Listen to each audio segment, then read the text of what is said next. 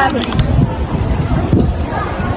Halo, nama saya Dila Sinabisa dari Rek A, NPM 2516041027. Halo, saya Agustina Rusanti Ujung dengan NPM 2516041021 dengan kelas Rek A. Halo, nama saya Lutfia Deanisa dengan NPM 2516041037 dari Rek B. Halo, saya Nora Kristina Simanjuntak dengan NPM 2516041070 dari Rek D. Halo, nama saya Anggi Rizkita Saputri dengan NPM 2516041042. Saya dari kelas Rek B. Halo semuanya, dalam video ini kelompok kami akan membahas topik penting dalam administrasi publik, yaitu akuntabilitas dan transparansi. Kedua prinsip ini menjadi dasar dalam penyelenggaraan pemerintahan yang baik atau good governance. Untuk contoh aktual, kami menggunakan sistem keterbukaan informasi publik atau yang dikenal dengan UU KIP. Undang-undang ini mengatur bahwa masyarakat memiliki hak untuk memperoleh informasi dari lembaga pemerintah secara terbuka. Baiklah, aku akan menjelaskan bagaimana konsep akuntabilitas dan transparansi.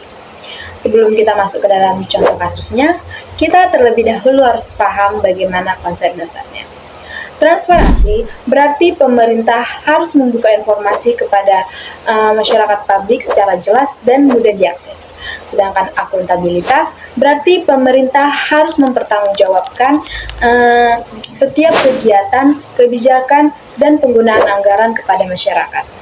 Dalam administrasi publik, kedua prinsip ini sangat penting untuk mencegah korupsi, memperkuat kepercayaan publik, dan memastikan bahwa kebijakan itu berjalan sesuai dengan tujuan. Jadi, itulah penjelasannya.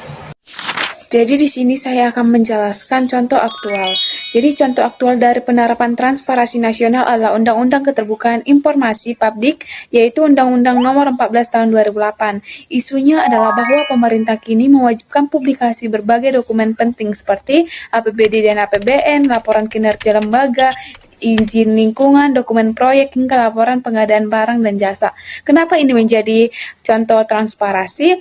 Karena publik bebas meminta informasi apa saja yang berkaitan dengan penyelenggaraan negara. Pemerintah wajib menyediakan data secara digital baik di website resmi maupun melalui PPID atau pejabat pengelola informasi dan dokumentasi. Kebijakan ini memperkuat partisipasi masyarakat dan media dalam mengawasi jalannya pemerintahan. Pengecualian, begitu ya Pak Agus ya. Oke, kita ke Pak M. Yasin. Pak M. Yasin, boleh mic-nya dipegang terlebih dahulu. Pak Yasin sebagai jurnalis senior gitu.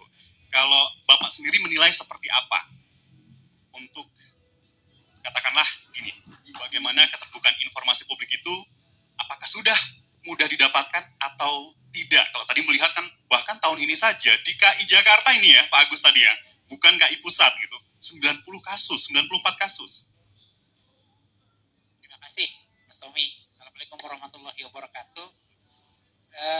Pertama, sebelum saya jawab pertanyaan Mas Tommy, saya senang berada di antara teman-teman semuanya. Karena Undang-Undang KIP itu tidak akan ada kalau bukan karena kehadiran mahasiswa, khususnya mahasiswa Trisakti. Ya.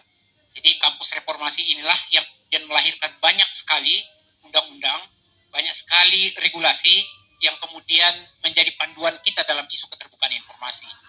Lahirnya Undang-Undang 14. Dari sisi akuntabilitas, penerapan Undang-Undang KIP membuat lembaga negara harus bertanggung jawab dalam menyediakan informasi yang valid, lengkap, dan tepat waktu.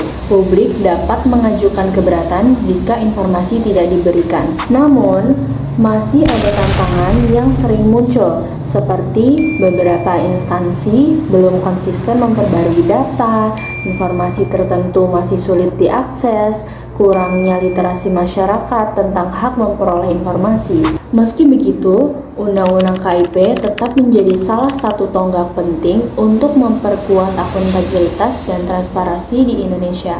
Dengan adanya keterbukaan, masyarakat dapat ikut terlibat dalam pengawasan, media dapat menyoroti temuan lapangan, dan pemerintah lebih berhati-hati dalam membuat kebijakan. Jadi, itulah pembahasan dari kami mengenai akuntabilitas dan transparansi dalam administrasi publik. Dengan contoh penerapan nyata melalui keterbukaan informasi adalah kunci guna menciptakan pemerintahan yang bersih dan juga dapat dipercaya oleh masyarakat. Berikut kami jelaskan 5W tambah 1H dari akuntabilitas dan transparansi dalam administrasi publik Undang-Undang KIP.